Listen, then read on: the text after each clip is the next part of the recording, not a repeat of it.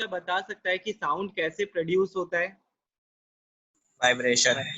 Vibration, ठीक है। तो वेरी गुड। तो ये आपको भी पता है भैया, जब वाइब्रेट करता है, जैसे हम यहाँ पे क्लैपिंग कर रहे हैं, ठीक है, तो क्लैपिंग कर रहे हैं तो यहाँ पे क्या हो रहा है, मेरा दोनों हाथ जो है आपस में क्या हो रहा है, टकरा रहा है, जिसके कारण से साउंड प्रोड्यूस हो रहा है। अब एक बात बताओ, ओके प्रेरणा, अब देख यहाँ पे हम तुम लोग को यही चीज बता रहे कि साउंड प्रोड्यूस होने के लिए सबसे पहला जो दो चीज चाहिए वो है एक वाइब्रेशन। सबसे पहला चीज क्या चाहिए भैया साउंड प्रोड्यूस होने के लिए? सबसे पहला चीज चाहिए वाइब्रेशन, और दूसरा चीज कोई बताएगा क्या है? मीडियम। Medium, very good. तो भैया दूसरा चीज जो है वो क्या है? मीडियम। तो मीडियम तीन तरह का तुम लोग जानता है, सॉलिड, लिक्विड और क्या जानते हैं भैया? हम लोग गैस जानते हैं। अब इसी से दूसरा बात उठ के आएगा तुरंत कि भैया मीडियम अगर है तो बताइए हमको साउंड सबसे ज्यादा तेज किसमें ट्रेवल करता है, सॉलिड में या लिक्विड में या गैस में? सॉलिड। वेरी गुड, सॉलिड में। तो वेलोसिटी ऑफ साउंड जो होता है सबसे ज्यादा किसमें होता है? सॉलिड में। अगर ये तो साउंड का बात कर रहे हैं, ये हम किसका बात कर रहे हैं? ये हम बात कर रहे हैं साउंड का। अगर हम तुमसे पूछें कि बताओ मेरे को लाइट का सबसे ज्यादा स्पीड किसमें होता है, सॉलिड में होता है या लिक्विड में होता है या गैस में होता है? गैस में। जस्ट उल्टा हो जाता है, जस्ट क्या हो जाता है? उल्टा हो जाता है। तो यहाँ पे देखो ये जो है ये क्या हो जाएगा? ये हो जाएगा, सॉरी यहाँ पे ये क्या हो जाएगा? ये गैस के लिए नहीं, ये लाइट के लिए हो जाएगा। ये क्या चीज के लिए हो जाएगा? लाइट के लिए। तो ये चीज तुम लोग ध्यान रखना, लाइट, ठीक है। तो लाइट का स्पीड जो होता है, हम लोग रिफ्रैक्टिव इंडेक्स पूरा चैप्टर पढ़े, उसमें भी ये चीज आया था कि हम लोग का रिफ्रैक्टिव इंडेक्स का वैल्यू जो होता है वो हमेशा क्या होगा? 1 से ज्यादा होगा। क्यों? क्योंकि भैया स्पीड ऑफ लाइट जो होता है वो हमेशा 3 × 10⁸ होता है, चाहे वो एयर से ट्रेवल करे या वैक्यूम से ट्रेवल करे। तो अभी तो हम वैक्यूम का बात ही नहीं कर रहे, हम किसका बात कर रहे? गैस का। तो गैस जो है एयर हो गया यहाँ पे। तो लाइट का स्पीड गैस में ज्यादा होता है, एयर में ज्यादा होता है कंपेरेटिव टू सॉलिड, लेकिन साउंड का स्पीड जो होता है वो सॉलिड में ज्यादा होता है कंपेरेटिव टू गैस। तो इस चीज को एकदम क्लियर रखना और कंफ्यूज मत होना इस चीज को लेके, ठीक है। तो तुम लोग जो सबसे दो इंपॉर्टेंट बात बता चुका है मेरे को ऑलरेडी कि साउंड भैया तभी प्रोड्यूस होता है जब बॉडी क्या करता है? वाइब्रेट करता है। And the second thing is body कहाँ वाइब्रेट कर रहा है? वहां के मीडियम होना जरूरी है। अभी हम लोग के बीच में क्या है? मीडियम। अभी तो हम लोग जो है वर्चुअल क्लासेस पे हैं, ठीक है। तो यहाँ पे क्या हो रहा है भैया? यहाँ पे तुम्हारा एनर्जी ट्रांसफॉर्मेशन हो रहा है। लेकिन जब सामने पढ़ते हैं तो अगर मान लो मेरे सामने ये शिवू खड़ा है और पीछे डैनियल खड़ा है, तो ऐसा नहीं है खाली शिवू को आवाज जाएगा, डैनियल को भी मेरा आवाज जाएगा। तो साउंड क्या एक डायरेक्शन में ट्रेवल करता है कि हर डायरेक्शन में ट्रेवल करता है? हर डायरेक्शन। ठीक है, वेरी गुड। तो भैया sound travels in all direction. तो ट्रेवलिंग को प्रोपोगेशन वर्ड का यूज करेगा, ठीक है। तो प्रोपोगेशन मतलब ट्रेवलिंग ही हुआ, तो इस चीज को ध्यान रखना, कहीं भी वर्ड अगर प्रोपोगेशन आएगा तो उसका मतलब क्या बोल रहा है? ट्रेवलिंग। तो in class 9 we have read that sound is produced when a body vibrates. तो पहला चीज तुमको यही चीज बताया और तुम ही लोग उल्टा हमको बताया कि भैया वाइब्रेशन जब होगा तभी साउंड प्रोड्यूस होगा। एकदम सही है। तो तुम लोग एक एग्जांपल पढ़ा था क्या चीज का? ट्यूनिंग फॉर्क का। क्या चीज का? ट्यूनिंग फॉर्क का। भैया हम लोग एक ट्यूनिंग फॉर्क ले लेते हैं और इसको क्या करते हैं? मैकेनिकल एनर्जी देते हैं, मतलब इसको स्ट्रक करते हैं, किसी चीज से क्या करते हैं? स्ट्रक करते हैं। तो क्या होता है भैया? ये ऐसे करके वाइब्रेट करने लगता है, जिसके कारण से क्या होता है? साउंड प्रोड्यूस होता है। तुम लोग ये चीज पढ़ा था। तो भैया जब स्ट्रक किए तो वहां मैकेनिकल एनर्जी किसमें चेंज हो रहा है? साउंड एनर्जी में। तो यहाँ पे देखो क्या बोल रहा है? The sound requires a medium for its propagation. Second point, sound को ट्रेवल करने के लिए क्या चाहिए? मीडियम चाहिए। क्या अभी जाके चांद में हम लोग पढ़ेंगे, क्या हम लोग का आवाज एक दूसरे को सुनाई देगा कि नहीं देगा? ये बात बता। नहीं देगा। तो हम तुम लोग को 9th में भी ये बात बोले थे कि भैया धरती पे तो हम लोग ढेर पढ़ रहे हैं, जो चांद में पढ़ लेंगे जाके। तो अभी भी वही चीज स्टैंड करता है। तो sound requires a medium for its propagation, ठीक है। तो ये चीज को ध्यान रखना, मीडियम चाहिए। तो वहां पे भैया एटमोस्फेयर नहीं है चांद पे, तो वहां पे पढ़ाई नहीं होगा। तो इस चीज को भी ध्यान रखना। A vibrating body causes vibration in the particle of the surrounding medium which travels in form of waves with a certain speed depending upon density। अब यहाँ पे आता है दूसरा चीज कि भैया वेलोसिटी ऑफ साउंड जो होता है वो दो फैक्टर पे डिपेंड करता है किसी भी मीडियम के। एक डिपेंड करता है उसके इलास्टिसिटी पे और दूसरा चीज डिपेंड करता है उसके डेंसिटी पे। तो ये रिलेशन तुम लोग पढ़ा था लैपलेस, अगर याद होगा तुम लोग को, न्यूटन एजम्पशन और लैपलेस एजम्पशन, किसी को याद है? कोई बच्चा जिसको याद हो? हाँ, वो expression is directly proportional to क्या था? Elasticity of medium. ये अगर याद होगा, तुम लोग एक हेडिंग पढ़ा था उसमें एप्लीकेशन में कि what are the requisites of a medium. Medium कैसा होना चाहिए? तो बताया था मीडियम जो है इलास्टिक होना चाहिए। इलास्टिक का मतलब उसका जो भैया पार्टिकल है ना वो इलास्टिक, ये इसका बात कर रहे हैं। इसको अगर टकराएंगे तो घूम के वापिस अपना आ सके। What is elasticity? तुम लोग पहला चैप्टर में पढ़ा था फोर्स के बारे में, ठीक है, तो फोर्स के बारे में पढ़ा था। इलास्टिसिटी वो प्रॉपर्टी होता है किसी भी मीडियम का या किसी भी ऑब्जेक्ट का, ताकि उसको छोड़ने पे वो अपने ओरिजिनल पोजीशन पे वापिस आ सके। तो यहाँ पे ये बोलना चाहता है, तो ये चीज अभी आएगा या नहीं भी आएगा तो तुम लोग नोट कर लो इस चीज को। Velocity is directly proportional to square root of elasticity. और दूसरा क्या रिलेशन होता है? Velocity is inversely proportional to square root of density. Velocity is inversely proportional to square root of density. तो ये दोनों को मिला के एक फॉर्मूला बन जाता है, velocity is directly proportional to E by rho. Rho मतलब डेंसिटी होता है, तुम लोग को भी पता, वो जो साइन दिखा रहे हैं हम अभी तुम्हारे स्क्रीन पे, तो वो क्या है? डेंसिटी है। वो क्या है? डेंसिटी। रो है वो, ठीक है। रो को क्या चीज है? इसको हम लोग डेंसिटी को रो से रिप्रेजेंट करते हैं। तो क्या क्या आप लोग को बताएं हम? Velocity is directly proportional to elasticity, वो भी स्क्वायर रूट के, and velocity is inversely proportional to square root of density. तो इस चीज को नोट कर लो तुम लोग साइड में, ये जरूरी भी है, तो वो बता दिया हम तुम लोग को। अच्छा, यहाँ नीचे दिया हुआ भी है, देख ले।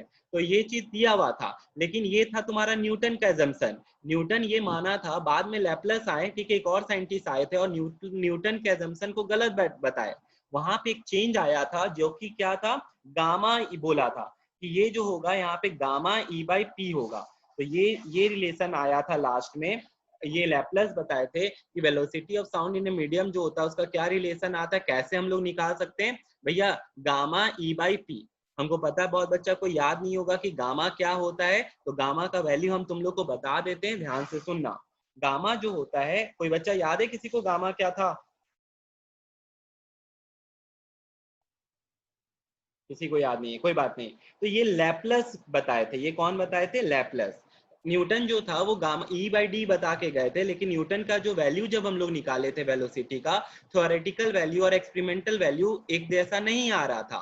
तो बाद में जाके लैपलस क्या किए, एक कांस्टेंट लाए। क्या कांस्टेंट था? CP by CV. सी क्या है यहाँ पे पता है? Specific heat eight constant pressure. हम यहाँ पे लिख नहीं पाएंगे, तुम लोग प्लीज लिख लो अपने बुक में। सीपी का मतलब हो गया स्पेसिफिक हीट।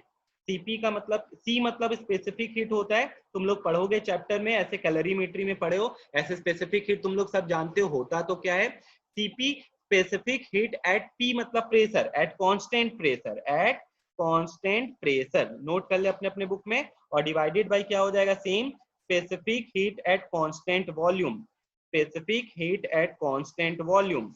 तब जाके जो इसका वैल्यू आया था, ये आ गया था इक्वल्स टू 1.4 के बराबर। किसके बराबर? ये जो गामा का वैल्यू आया था वो किसके बराबर आ गया था? 1.4। और जब हम लोग ये गामा का वैल्यू पुट किए, तब जाके मेरा एग्जैक्टली आंसर आ रहा था 330 अप्रोक्सीमेट कुछ आंसर आ रहा था, जो कि स्पीड ऑफ साउंड इन किस में है? गैस में। तब जाके एक्सपेरिमेंटल वैल्यू और थ्योरेटिकल वैल्यू क्या हुआ था? मैच हुआ था। न्यूटन जो बताए थे उनका गलत था डेरिवेशन, तो उसको जो ठीक किए थे वो कौन किए थे? लैपलस किए थे। तुम लोग को नाम तो पक्का याद होगा, अगर नहीं याद है तो ये चीज ध्यान रखना। तो लैपलस जो है वो क्या चेंज लाए थे? न्यूटन भी बता के गए थे, ई बाई पी नहीं यहाँ पे नीचे, ठीक है, ये रो है, ये जो तुमको है यहाँ पे नीचे जो तुम लोग को दिख रहा है, हटाओ, इतना कंफ्यूजन ही नहीं रखना, इसको डी लिख देते हैं। डी फॉर डेंसिटी तुम लोग को याद रहेगा। तो gamma E by D, E for elasticity of medium और D for density of medium तो बताए थे, लेकिन वहां पे एक्सपेरिमेंट वैल्यू और थ्योरेटिकल वैल्यू सेम नहीं आ रहा था, तो वहां पे एक और कांस्टेंट आना था। तो वो कांस्टेंट क्या था? गामा। गामा क्या है भैया? Gamma is the ratio of specific heat of eight constant pressure by specific heat at constant volume. और इसका जो वैल्यू आया वो आया 1.4। हाँ नमन, कुछ पूछ रहा है? मेरा सीपी क्या है? सीपी हुआ specific heat eight constant pressure, P for pressure, और सी याद कर तुम लोग, चलिए इसको हटा रहे हैं हम। Q is equals to MC delta T पढ़ा है ना? ये किसका फॉर्मूला है? हीट का फॉर्मूला है। इसमें C क्या था? Specific heat. स्पेसिफिक हीट क्या होता था? Amount of heat energy required to raise the temperature of 1 kg of water by 1 degree Celsius, ये पढ़ता था, तो वही स्पेसिफिक हीट है। ठीक है, तो यही चीज यहाँ पे हम बता रहे हैं तुम लोग को, वही चीज आया है यहाँ पे। अब इसके बाद आता है फिर दूसरा चीज क्या, तो हम तुमको बता दिए कि मीडियम जो है, किसी भी मीडियम का जो डिपेंड करता है वो दो चीज पे डिपेंड करता है, एक डेंसिटी पे और वेलोसिटी डिपेंड करता है डेंसिटी पे और इलास्टिसिटी पे। कैसा रिलेशन है भैया? Velocity is directly proportional to elasticity, velocity is inversely proportional to square root of density. इन दोनों को मिला के क्या लेके आ गए? ई बाई रो लेके आए। फिर यहाँ पे कांस्टेंट हटाने के लिए क्या आ गया? एक तो गामा ई बाई पी आ गया। तो ये फॉर्मूला हो गया इसके लिए, इस पे क्वेश्चन नहीं आएगा, this is out of syllabus. Question किस पे आएगा वो आगे हम बताएंगे, बस ये बता दिया ऐसे जानकारी के लिए। Our ears are sensitive only to a limited range of frequency from 20 Hz to 20,000 Hz। अब यहाँ पे बहुत बच्चा गड़बड़ कर देता है। क्या गड़बड़ करता है? सुनो, हम लोग इंसान का जो आवाज है, फ्रीक्वेंसी जो सुन सकता है इंसान, वो 20 हर्ट्ज से 20,000 किलो हर्ट्ज तक, 20,000 हर्ट्ज तक। देखो तो किलो हर्ट्ज, भैया किलो हर्ट्ज अगर बोले, देखे हम यहाँ पे KHZ लगा दिए, हम बोले 20 हर्ट्ज से हर्ट्ज, हर्ट्ज फ्रीक्वेंसी का यूनिट होता है, तुम लोग को पता है। तो 20 हर्ट्ज से 20 के मतलब क्या हो गया? किलो, ठीक है। 1 किलो में कितना हो गया? 1000 हो गया, तो 20,000 हो जाता है। तो कंफ्यूज मत करना, चाहे 20 से 20,000 लिख और यहाँ पे हर्ट्ज लगा दे, या यहाँ पे किलो हर्ट्ज लिख, ठीक है। यहाँ हर्ट्ज और यहाँ किलो हर्ट्ज है, तो इस चीज का ध्यान रखना। हम लोग इसके बीच का कोई भी फ्रीक्वेंसी को क्या कर सकते हैं? सुन सकते हैं, ठीक है। इसके बीच का कोई भी फ्रीक्वेंसी को हम लोग क्या कर सकते हैं? सुन सकते हैं, ठीक है। एक मिनट खाली देना। मतलब होता है कि भैया यहाँ पे हम लोग को, इंसान को कितने फ्रीक्वेंसी के बीच का आवाज सुनाई देता है? तो 20 हर्ट्ज से लेके 20,000 हर्ट्ज का आवाज हम लोग सुन सकते हैं। This is the Audible range of human beings. However, the audible range of frequency of a person decreases। तो सीधा सा बात है, तुम देखा होगा जो बूढ़े लोग हो जाता है तो उनको कम सुनाई पड़ता है। तुम लोग का बायोलॉजी से भी एक चैप्टर हटा दिया गया, नहीं तो तुमको पूरा पढ़ाते कि कैसे हम लोग का कान काम करता।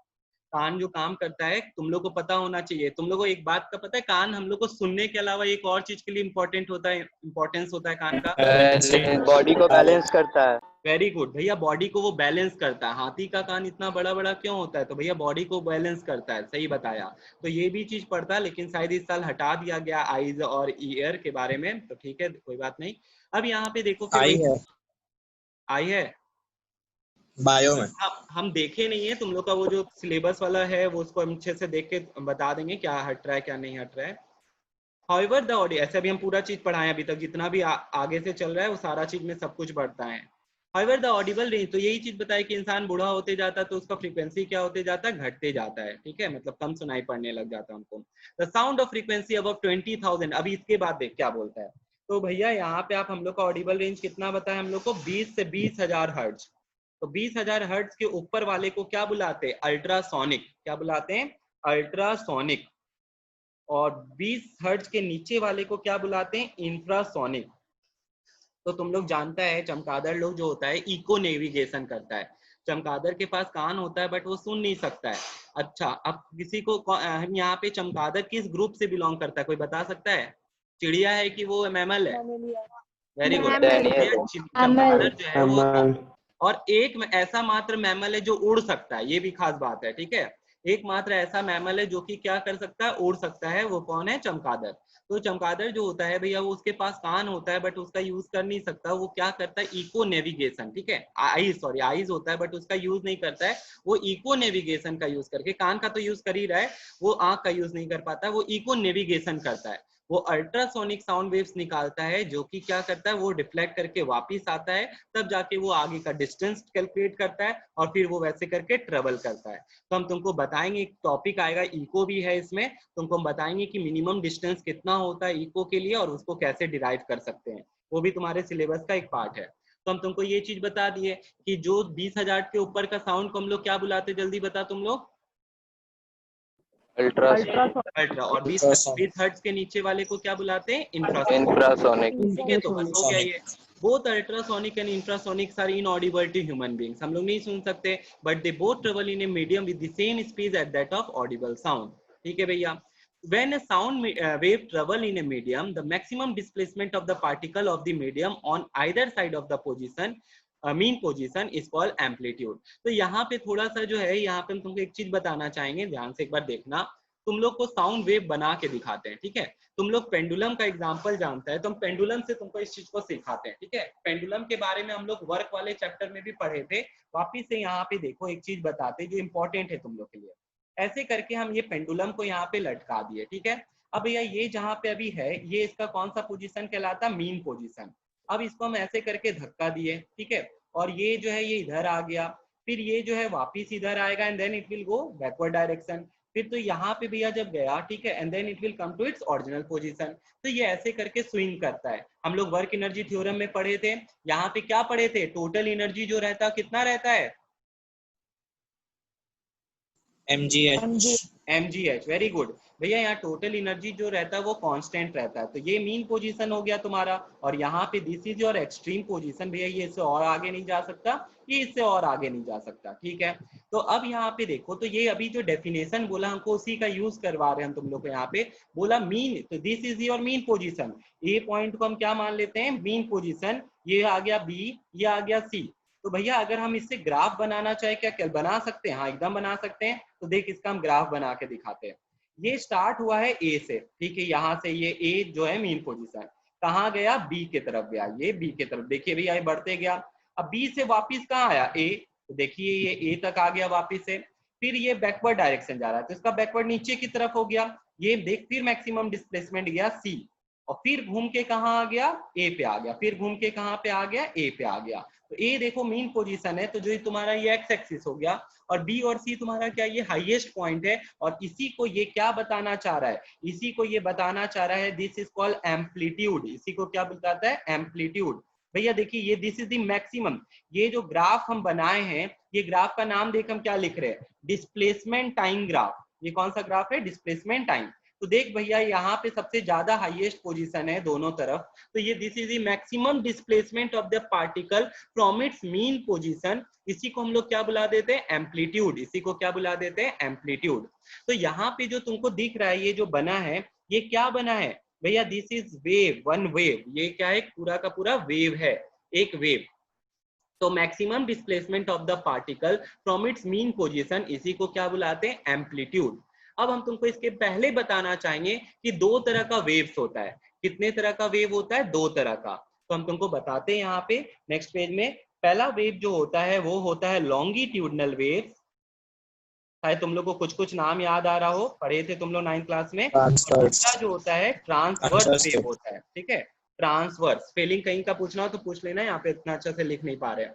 तो लॉन्गिट्यूडनल और ट्रांसवर्स वेव में भैया क्या डिफरेंस होता है, पहले तो ये बताओ। तो सबसे पहला चीज हम तुमको ये बताना चाहेंगे कि लॉन्गिट्यूडनल वेव और ट्रांसवर्स वेव किस मीडियम में ट्रेवल करता है। तो मीडियम के बेसिस में भैया लॉन्गिट्यूडनल सॉलिड में भी ट्रेवल करता है, लिक्विड में भी ट्रेवल करता है, गैस में भी ट्रेवल करता है। लेकिन ट्रांसवर्स वेव जो होता है भैया सिर्फ सॉलिड में ट्रेवल करता है और अपर सरफेस ऑफ लिक्विड में। किस सरफेस में ट्रेवल करता है, अपर सरफेस ऑफ लिक्विड में। अगर तुम लोग को कुछ कुछ याद आ रहा होगा तो एक चीज बता मेरे को, ये चीज हम तुमसे एक क्वेश्चन पूछ रहे हैं, इनको बताना बस। यहाँ पे ये है नदी, ठीक है, यहाँ पे ऐसे करके एक नदी है, इसमें हम क्या किए, कॉर्क डाल दिए, एक कॉर्क।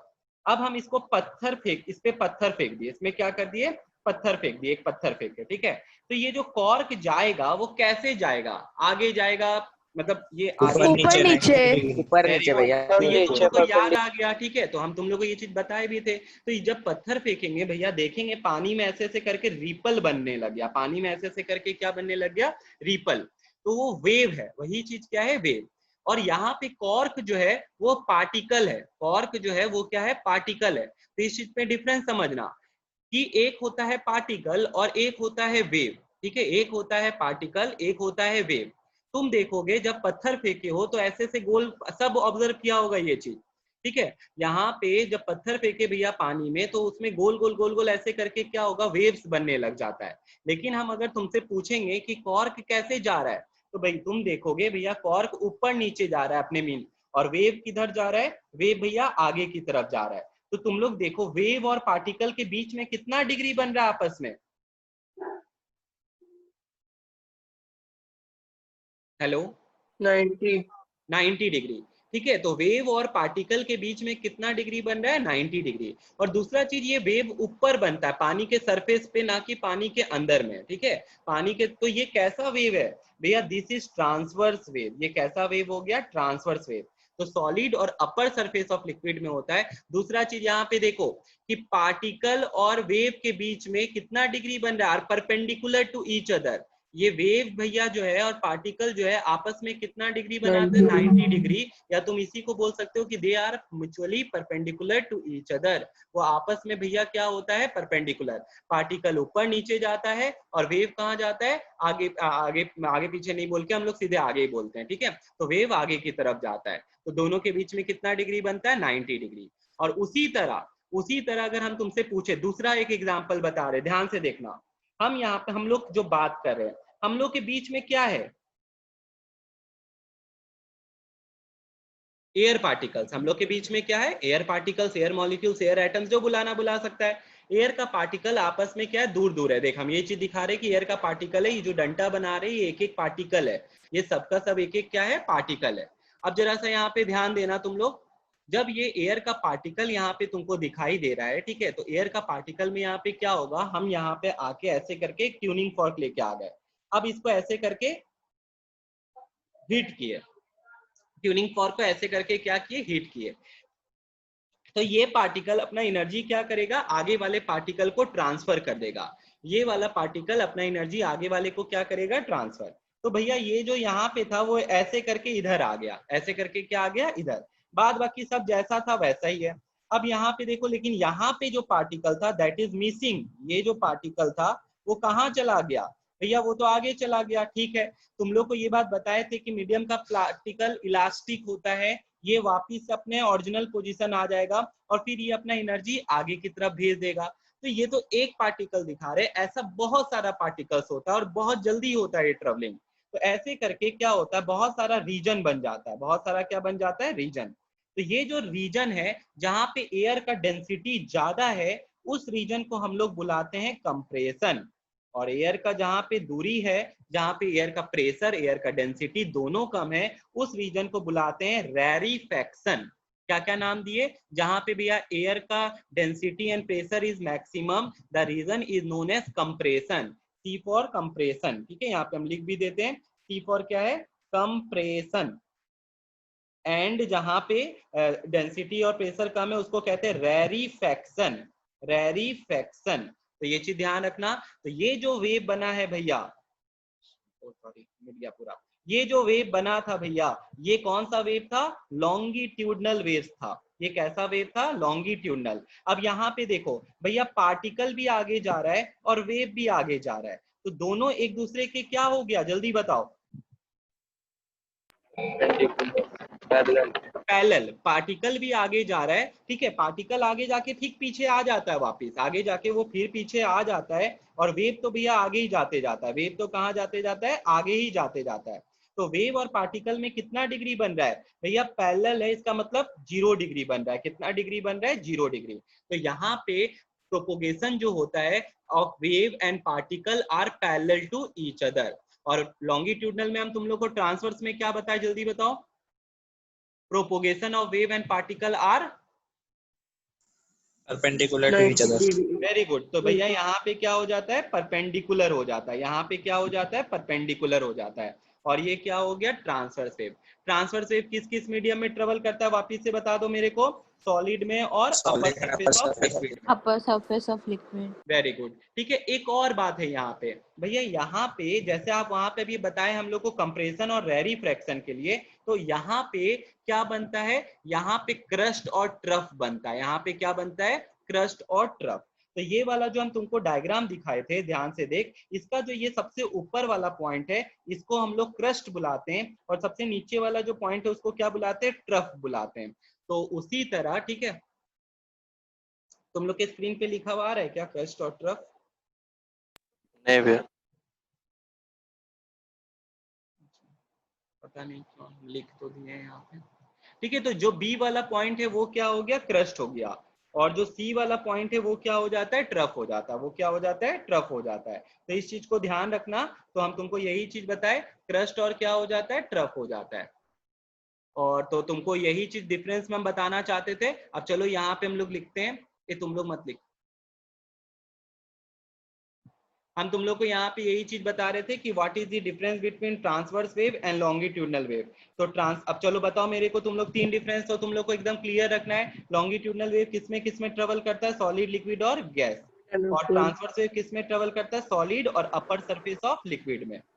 लिक्विड। ठीक है, अपर सरफेस ऑफ लिक्विड में, अपर सरफेस ऑफ लिक्विड। दूसरा चीज यहाँ पे देखो, लॉन्गिट्यूडनल वेव जो होता है वो बताओ जल्दी से मेरे को कि उसमें क्या चीज का फॉर्मेशन होता है, कंप्रेशन एंड रैरीफैक्शन। ठीक है। और ट्रांसवर्स में क्या चीज का फॉर्मेशन होता है, crust and trough. Crust and trough. ठीक है, इसमें क्या चीज का फॉर्मेशन होता है, क्रस्ट एंड ट्रफ का फॉर्मेशन होता है, क्रस्ट एंड ट्रफ। और लास्ट और सबसे इंपॉर्टेंट क्या बताए थे, पार्टिकल और वेव में आपस में क्या रहता है, जल्दी बताओ, are parallel to each other. Parallel, ये जो होता है ये क्या हो जाता है, पैरेलल। और ट्रांसवर्स वेव जो होता है वो क्या हो जाता है, जल्दी बता, परपेंडिकुलर। परपेंडिकुलर हो जाता है। तो ये 3 पॉइंट तुम लोग को ध्यान रखना है। तो ये 3 पॉइंट बहुत इंपॉर्टेंट है, 1, 2 और ये 3 हो गया, ठीक है। तो आ जाते वापस से बुक में जो तुम लोग को यहाँ पे बता रहा था। तो एम्पलीट्यूड तुम लोग समझ ही गया, तो उसी से लेके यहाँ पे हम तुमको बता रहे थे। यहाँ पे एक बार देख, तो यहाँ पे एक और चीज तुमको हम बताना चाहते हैं, ध्यान से देखना। हाँ लिखा रहा है, अब यहाँ पे देख, तो ये जो भैया पूरा वेव ट्रेवल किया है डिस्टेंस, इसको हम लोग कहते हैं लैम्डा। ये जो बना है सिंबल उल्टा Y, this is called lambda, wavelength, ठीक है। ये क्या है भैया, वेव लेंथ है, कि distance travel by the wave, इसी को क्या कहते हैं, लैम्डा या वेवलेंथ, या उसी को क्या कहते हैं, वेवलेंथ। फिर जितने समय में ट्रेवल किया है भैया, उस समय को कहते हैं टाइम पीरियड, उस समय को क्या कहते हैं, टाइम पीरियड। वेवलेंथ को और भी तरीके से डिफाइन किया गया है। देखो वेवलेंथ का और डेफिनेशन क्या है जो न्यूमेरिकल में तुमको काम आएगा। तो न्यूमेरिकल में जो तुमको डेफिनेशन काम आएगा वो देखो जरा सा, हम यहाँ पे दिखा देते हैं ऐसे करके भैया। जो आप क्रस्ट और ट्रफ बनाए हो, यहाँ पे देख, this is crest, this is crest, तो the successive distance between two crest is called lambda, या the successive distance between two trough is called lambda, या एक कंप्लीट वेव को क्या कहते हैं, वेवलेंथ, लैम्डा। तो इसको 3 तरीके से डिफाइन किया गया है, ठीक है। हम क्या क्या बताए तुम लोग को, द सक्सेसिव डिस्टेंस, सक्सेसिव होना चाहिए, ये नहीं कि पहला क्रस्ट ले लिए फिर तीसरा क्रस्ट ले रहे, नहीं, सक्सेसिव क्रस्ट के बीच का डिस्टेंस या सक्सेसिव ट्रफ के बीच का डिफरेंस को क्या कहते हैं हम लोग, वेवलेंथ। कौन बच्चा मेरे को बता सकता है what is the distance between crest and trough, 0 degree. What is the distance between one crest and trough या सक्सेसिव क्रस्ट एंड ट्रफ,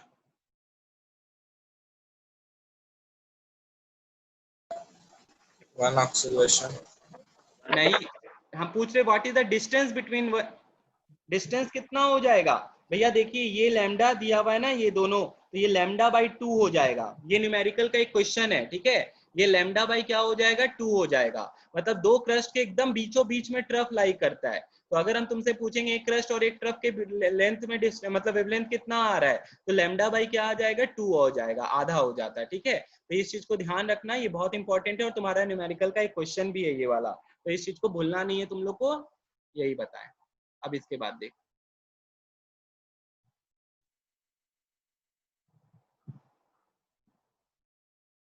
चल आ जाए यहाँ पे, ठीक है। तो यही सारा चीज हमको बताना पड़ा क्योंकि ये यहाँ पे है, लिखता है यहाँ पे, when A sound wave travels in a medium the maximum displacement of the particle of the medium on either side of its mean position is called amplitude. अब एकदम क्लियर है यहाँ पे, तो देख यहाँ पे क्या बताया, आइदर साइड का मतलब क्या हो गया भैया, ऊपर भी और नीचे भी, ये भी और ये भी, इस दोनों को हम लोग क्या बुलाते हैं, एम्पलीट्यूड। इस दोनों को क्या बुलाते हैं, एम्पलीट्यूड। हो गया ये चीज।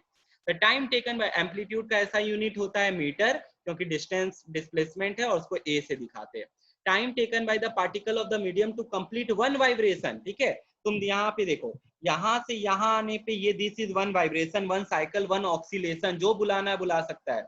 यहाँ से यहाँ आने में जितना समय लगाया भैया, this is called time period, इसी को क्या बुलाते हैं, टाइम पीरियड बुलाते हैं। तो ये यही चीज यहाँ पे बताया है, तो देख सकता है तुम लोग। तो टाइम है तो भैया इसका ऐसा यूनिट सेकंड हो जाएगा।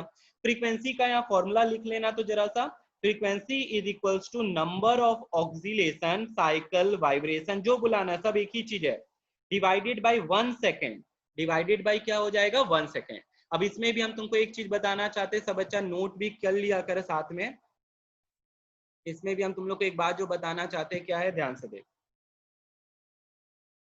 हम यहाँ पे क्या कर रहे हैं, ध्यान से देखना, हम 2 वेव बना रहे हैं, ठीक है। एक ग्रीन कलर का बना रहे, एक येलो कलर का बना रहे, ठीक है। यहाँ पे 2 वेव बनाए और हम तुमको बताए, मेरे को तुम लोग बताओ, ये 1 सेकेंड है, बताओ मेरे को what is the frequency of green and yellow wave. Green का 1 है, येलो का 2 है। वेरी गुड डैनियल, ठीक है। तो जो भी बच्चा लोग ये चीज समझा था भैया, यहाँ पे देखो क्या बता रहे हो आप, फ्रीक्वेंसी ऑफ ए पूछ रहे हो ना, तो यहाँ से यहाँ ए का एक वेव कंप्लीट हुआ, देखिए एक साइकिल कंप्लीट हुआ, ठीक है। कितने सेकंड में, 1 सेकंड। तो 1 बाई 1 कितना आ गया, 1 हर्ट्ज आ गया। तो ए का जो आ गया 1 हर्ट्ज आ गया।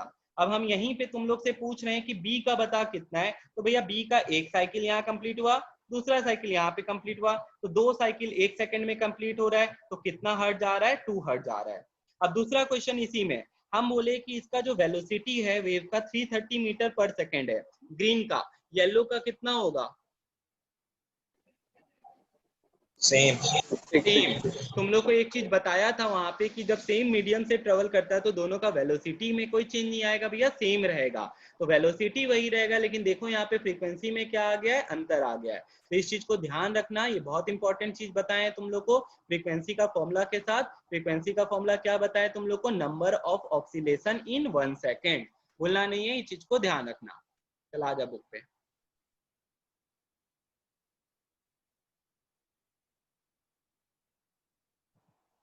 तो फ्रीक्वेंसी भी बता दी और उसका ऐसा यूनिट बता दिए। कोई बच्चा मेरे को बता सकता है what is the relationship between frequency and time period? Frequency equals to by T. ये होता है frequency is inversely proportional to time period. तो f is equals to 1 by क्या हो जाता है, t हो जाता है। तो लिखता है the frequency of wave is same as the frequency of the source producing it. तो ये चीज ध्यान रखना। The distance travel by wave in one time period of vibration of particle of the medium is called wavelength. हम तुमको पहले ही बता चुके हैं वेवलेंथ क्या होता है। Wavelength is a distance. Wavelength क्या है? डिस्टेंस है वो। तो वो एक टाइम पीरियड में जितना डिस्टेंस ट्रेवल किया, या the successive distance between one crust या सक्सेसिव डिस्टेंस बिटवीन तुम्हारा ट्रफ, उसी को क्या कहते हैं? लैम्डा बुलाते हैं, और कुछ नहीं है। और लास्ट में आ जाता है इनके बीच में रिलेशन। तो देख ले यहाँ पे क्या फॉर्मूला आया, v is equals to F lambda. ये कैसे आया वो भी बता देते हैं। तुम लोग को डिराइव करना सिखाया गया था, लेकिन फिर से बता देते हैं। डिस्टेंस इज इक्वल्स टू क्या होता है, तुम लोग मैथ्स में पढ़ा है ना, क्लास 7 का फॉर्मूला है स्पीड इनटू टाइम। ठीक है, स्पीड इनटू टाइम। तो भैया यहाँ पे जो डिस्टेंस होता है उसको हम लोग वेवलेंथ बुलाते हैं। क्या बुलाते हैं? वेवलेंथ। स्पीड को क्या बुलाते हैं? वेव वेलोसिटी बुलाते हैं, वेव वेलोसिटी। और टाइम को बुलाते हैं टाइम पीरियड। टाइम को क्या बुलाते हैं? Time period. ठीक है भैया, सबका सिंबल लिख देते हैं हम लोग भैया। तो यहाँ पे लिख दे, तो wavelength lambda, wave velocity v, और टाइम पीरियड t। भैया यहाँ पे आप अभी तुरंत थोड़ा देर में हम लोग को बताए थे कि time period is equals to 1 by F होता है। हाँ एकदम बोल रहे हैं। तो t के जगह क्या आ गया? 1 बाई एफ आ गया, और इधर लैम्डा। तो देखो यहाँ पे क्या आ गया, v is equals to F lambda. ये फॉर्मूला आ गया, और ये बहुत इंपॉर्टेंट है। हम लोग रिफ्रैक्टिव इंडेक्स में भी पढ़े थे। हम तुमको बोले थे वहां पे रिफ्रैक्टिव इंडेक्स में कि वेलोसिटी और रिफ्रैक्टिव वेलोसिटी और वेवलेंथ, वहां भी आया था वेवलेंथ। तो तब भी बोले थे कि वेलोसिटी और लैम्डा क्या होता है? डायरेक्टली प्रोपोर्शनल होता है। ये वाला हम लोग फॉर्मूला किए थे ना, देख फॉर्मूला बोलते हैं relation. Refractive index is inversely proportional to velocity, और velocity is directly proportional to lambda, ये पढ़े थे। तो ये जो आया था वो इसी फॉर्मूला से आ रहा है, देख ले। v is equals to f lambda, f को कांस्टेंट कर देते हैं तो v is directly proportional to lambda। तो देख सकता है वही चीज यहीं से आया है। तो ये फॉर्मूला पे न्यूमेरिकल आता है, तो तुम लोग को क्वेश्चन दिखाएंगे, अभी बस इतना सही ध्यान रखना। तो v is equals to क्या आ गया? f lambda आ गया। और दूसरा रिलेशन क्या है? f is equals to 1 by time period. अब इसके बाद देख फिर क्या लिखता है, नोट द फ्रीक्वेंसी और time period of A wave depends on vibrating source. ठीक है, फ्रीक्वेंसी किस पे डिपेंड करता है? ये अंडरलाइन करो, क्वेश्चन आता है। फ्रीक्वेंसी क्या चीज पे डिपेंड करता है? ये हम लोग पहले भी पढ़े थे, सोर्स पे डिपेंड करता है कि कहां से वो प्रोड्यूस हो रहा है। while the velocity of the wave and hence its wavelength depends on properties of medium। और तुम्हारा वेलोसिटी और जो तुम्हारा v और लैम्डा बचा, ठीक है, जैसे यहाँ पे देख v is equals to F lambda था, तो ये f डिपेंड करता है सोर्स पे, लेकिन v और लैम्डा जो होता है वो क्या चीज पे डिपेंड करता है? प्रॉपर्टीज ऑफ मीडियम पे डिपेंड करता है। अभी प्रॉपर्टी ऑफ मीडियम क्या होता है वो देखेंगे हम लोग आगे। तो यहाँ पे अब लिखता है sound waves necessarily require a medium for their propagation. तो ये चीज तुम लोग को हम बता ही चुके थे सबसे पहले कि बिना मीडियम के ट्रेवल नहीं करेगा। अभी वीडियो बंद होगा, सब वापस कनेक्ट करना और फिर हम अटेंडेंस लेंगे। The transfer of energy by the waves is through the vibration of the medium particle about their mean position। तो यहाँ पे क्या बता रहा है, यहाँ पे एनर्जी वो क्या करता है? ट्रांसफर। जैसे अभी हम तुम लोग को लॉन्गिट्यूडनल वेव में दिखाए थे, ऐसे करके एयर का पार्टिकल अपना बैठा हुआ है शांति से, ठीक है, हम इसको क्या किए? मैकेनिकल एनर्जी दिए। तो ये एनर्जी क्या हुआ आगे?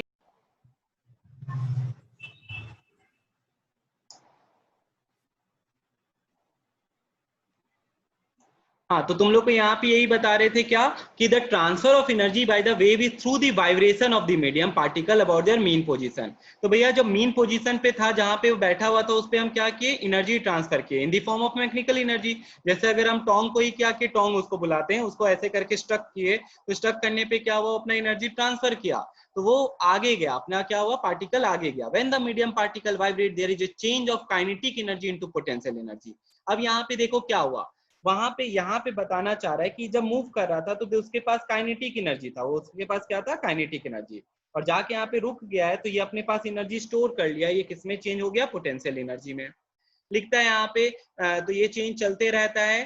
तो sound waves are also called elastic mechanical waves. Mechanical waves दो तरह का होता है, तुम लोग को बता ही दिए हैं, लॉन्गिट्यूडनल होता है और ट्रांसवर्स होता है।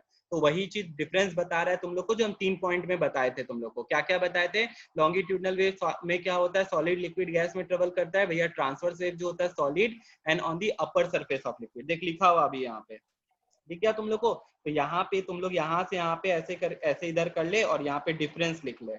ये जो है तेरा क्या चीज का डिफरेंस दिया हुआ है, लॉन्गिट्यूडनल और ट्रांसवर्स वेव का डिफरेंस दिया हुआ है। सबसे खास बात जो है, इस चीज को ध्यान रखना कि लॉन्गिट्यूडनल वेव्स और पार्टिकल जो होता है आपस में जो होता है वो कितना डिग्री बनाता है, 0 डिग्री बनाता है। लॉन्गिट्यूडनल और पार्टिकल जो आपस में कितना डिग्री, 0 डिग्री, और ट्रांसवर्स वेव में क्या होता है भैया, वहां पे परपेंडिकुलर हो जाता है। तो भूलना नहीं है इस चीज को। तो फिर से देख यहाँ पे ये आ रहा, देख ये चीज बताए थे तुम लोग को, क्या आ गया देख ले यहाँ पे, the speed of longitudinal wave in A gaseous medium. ये चीज ध्यान रखना, किस मीडियम का बात कर रहे हैं, गैसियस मीडियम का बात कर रहे हैं। ये चीज ध्यान रखना, क्या आ जाता है, v is equals to gamma P by D. हम वो आगे तुम लोग को लिखवाए थे, और गामा का जो वैल्यू है कितना दिया हुआ है यहाँ पे देख ले, 1.4 दिया हुआ है। तो वही चीज हम तुम लोग को बताए थे। एक न्यूमेरिकल यहाँ से भी उठ सकता है, क्या, ध्यान से सुनो, ये जो लास्ट में एक पॉइंट बताया है, ध्यान सुनना। हम तुमको एक बार डाटा बता रहे हैं, जैसे 0.61 मीटर पर सेकेंड जो होता है, ये वेलोसिटी है। अगर 1 डिग्री सेल्सियस बढ़ाएंगे टेम्परेचर, तो भैया वेलोसिटी ऑफ साउंड जो है इतना मीटर पर सेकेंड क्या हो जाएगा, बढ़ जाएगा। क्या बात बताया हम तुम लोग को यहाँ पे, कि अगर हम 1 डिग्री सेल्सियस बढ़ाते हैं टेम्परेचर, तो वेलोसिटी ऑफ साउंड कितना बढ़ जाता है, 0.61 मीटर पर सेकेंड। तो इसको एक फॉर्मूला बनाया जा सकता है, क्या, इसका एक फॉर्मूला ये बन सकता है, Vt velocity at T temperature is equals to V not. V not क्या हुआ, velocity at 0 degree Celsius plus 0.61 into T. कहने का ये मतलब है कि अगर 0 डिग्री पे तेरा 330 मीटर पर सेकेंड आ रहा है, ठीक है, तो क्या 25 डिग्री पे सेम वेलोसिटी आएगा साउंड का, नहीं भैया, अलग आएगा।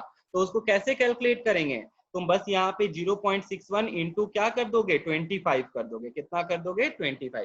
तो समथिंग 345 आना चाहिए। तो velocity of T temperature that is 25 degree पे कितना आ रहा है, 345 आ जाएगा। ठीक है, तो यही चीज हम तुमको बताना चाह रहे हैं। ये रिलेशन यहाँ से हम डिराइव करके तुमको दिया, अगर दिया है फॉर्मूला तो ठीक है, नहीं तो ये फॉर्मूला लिख लो। तो जरा से यहाँ नीचे लास्ट पॉइंट में जहाँ एस्ट्रिक बनाया हुआ है, Vt is equals to V not.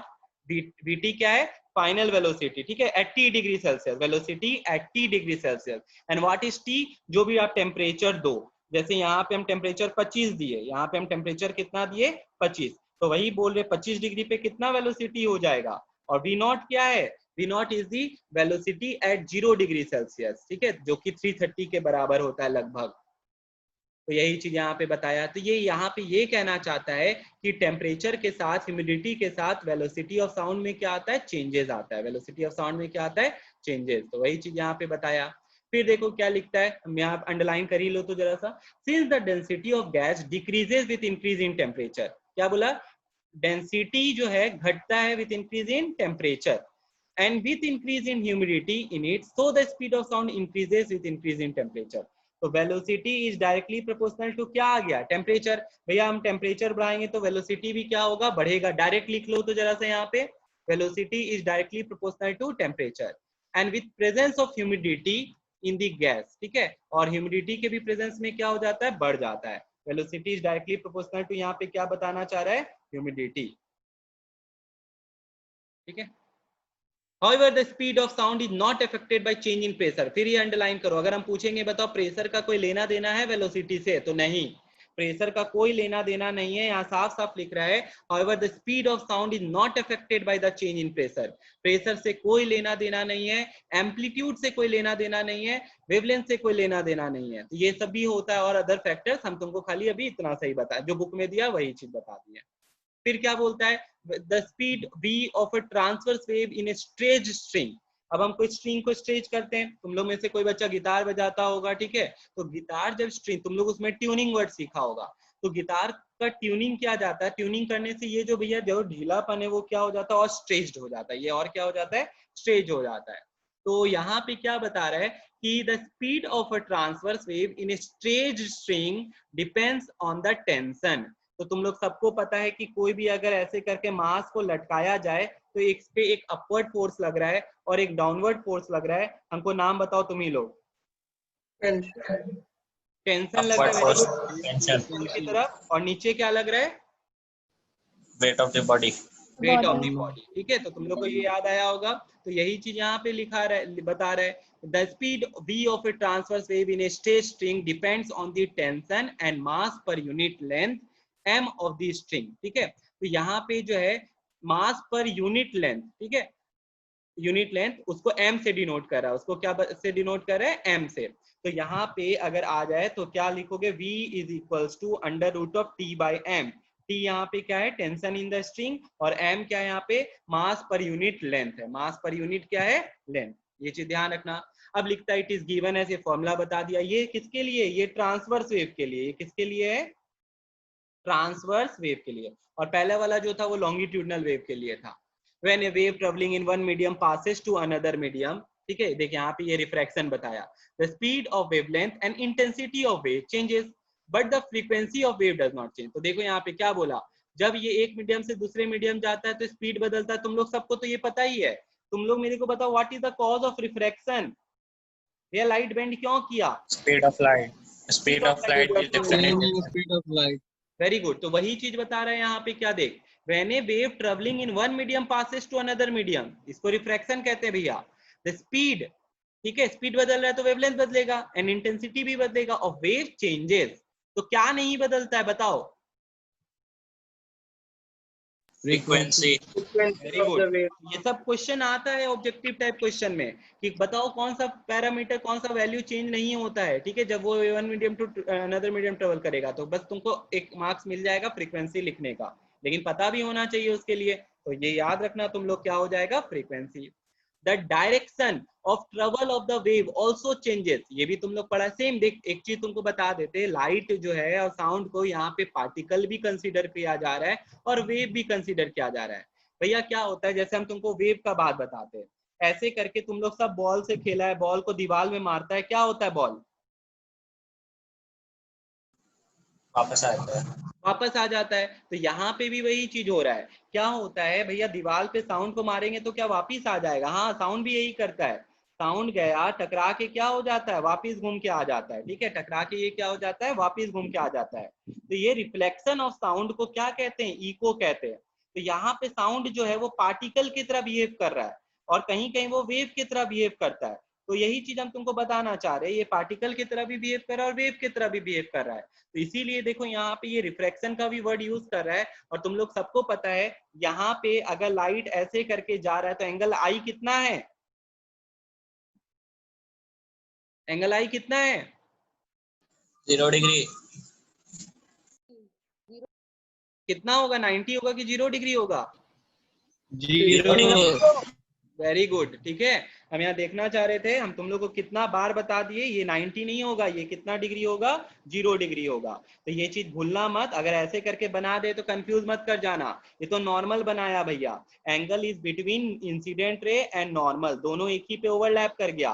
तो एंगल आई जो है वो 90 नहीं है, वो कितना है, 0 डिग्री है। ठीक है, बहुत बच्चा गड़बड़ कर देता है। अब चलो तुम लोग तो नहीं कर रहे हो, यहाँ पे क्या है, तो बताओ ये कैसे पास कर जाएगा भैया, ये अनडेविएटेड पास कर अनडेविएटेड अनडेविएटेड। ये सीधा चला जाएगा।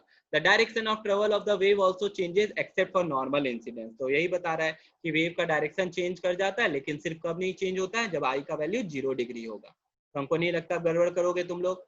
अब इसके बाद देखो फिर क्या लिखता है, the sound waves differ from electromagnetic waves. अब ये इलेक्ट्रोमैग्नेटिक वेव्स है तुम्हारे सिलेबस में, ठीक है। तो इलेक्ट्रोमैग्नेटिक वेव्स जो है ये सब बता रहा है, हम तुमको बहुत अच्छा तरीका बता देते हैं। इलेक्ट्रोमैग्नेटिक स्पेक्ट्रम चैप्टर अगर आता तो तुम लोग उसमें पढ़ते, ठीक है। क्या होता है उसका ऑर्डर हम बता देते याद करने का। जी एक्सयू वीमार, ये क्या बोल दिए भैया, कुछ नहीं है, इनिशियल्स है। जी एक्सयू वीमार क्या है हम बताते। जी for gamma ray, ji for कौन सा रे हुआ, gamma X-ray, X-ray, very good. U for UV ray, V for क्या होता है, अल्ट्रावायलेट, चुप डैनियल, यहाँ पे देखो, वी फॉर विजिबल लाइट रे हुआ। अब इसके अंदर क्या क्या आता है वो सुनो। इसके अंदर आता है आपका भैया रॉय जी वीव आता है, रॉय जी वीव। अब एक चीज देखो तो जरा सा तुम लोग, रेड के ऊपर वाले को क्या बुलाते हैं, अल्ट्रावायलेट। देख यहाँ पे आया कि नहीं अल्ट्रावायलेट, और वी, ठीक है, यहाँ पे BIV होता है, तो इसके ऊपर बाद वाले को क्या बुलाते हैं, इंफ्रा रेड बुलाते हैं, ठीक है। सॉरी, वायलेट के ऊपर वाले को अल्ट्रा वायलेट बुलाते हैं, उल्टा बोल दिया हम, वायलेट के ऊपर वाले को अल्ट्रा वायलेट बुलाते हैं, एक मिनट, अल्ट्रा वायलेट बुलाते हैं, और रेड के ऊपर वाले को क्या बुलाते हैं, इंफ्रा रेड बुलाते हैं। तो इस चीज को ध्यान रखना जो इसके अगल बगल में पड़ा हुआ है, ठीक है। अब उसी तरह से M फॉर क्या हुआ, मैग्नेटिक वेव्स, R फॉर क्या हुआ, रेडियो वेव्स हुआ। तो दीज आर ऑल डिफरेंट, हाँ, तो these are all different kinds of electro, hmm sorry, हाँ माइक्रोवेव होगा, मैग्नेटिक बोल दिया। ये ध्यान रखना, these are all kinds of electromagnetic waves, ये सारा का सारा क्या है, इलेक्ट्रो। ये ऑर्डर है, ठीक है, इंक्रीजिंग फ्रीक्वेंसी डिक्रीजिंग वेवलेंथ का ये क्या है, ऑर्डर है। आता है बहुत बार कि लिख के दिखाओ इसका ऑर्डर। तो सबसे पहले gamma ray, x ray, UV ray, फिर विजिबल रे, इंफ्रारेड, माइक्रोवेव और रेडियो वेव। तो ऐसे इसका ये ऑर्डर है, ठीक है, तो इस चीज को ध्यान रखना। तो ये आया था तो इसलिए बता दिए, the electromagnetic waves are formed by the periodic vibration of mutually perpendicular electric and magnetic field. ठीक है, चलो अभी इसको रहने देते हैं, आज हम लोग इतना ही रखते हैं, तुम लोग बस इतना सा ही पढ़ के रखना, ठीक है। और तुम लोग देख कितना बच्चा भाग जाता है, ठीक है।